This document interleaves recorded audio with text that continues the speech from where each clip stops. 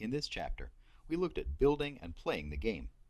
We started by discussing the player settings, choosing Edit and Project Settings, and under Project Settings, Player. In here, we configured the default icon using an image we constructed in Photoshop. Additionally, we set the resolution and presentation for the game. This allows us to set the default as full screen or put in a custom resolution for our game. There's also other options in here for our standalone player, depending on the platform we're choosing and the aspect ratios we support.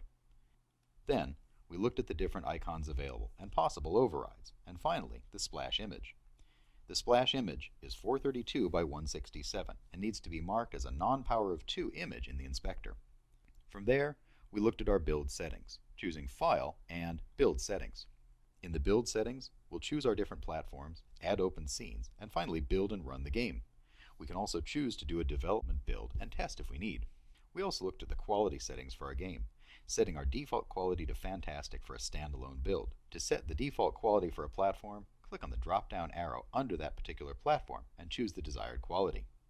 We also have tremendous control over quality for rendering, shadows, and other settings such as blend weights. We changed our shadow resolution to very high, making sure that all the details showed up in the shadows in our game from that directional light. After building the game, we looked at services, looking at ads, analytics, cloud build, in-app purchasing, and multiplayer. To access your services, make sure you're signed in with your Unity ID and are part of an organization. Ads can be either simple or rewarded and allow you to monetize your game. Rewarded ads can't be skipped by default, while simple can. Analytics will allow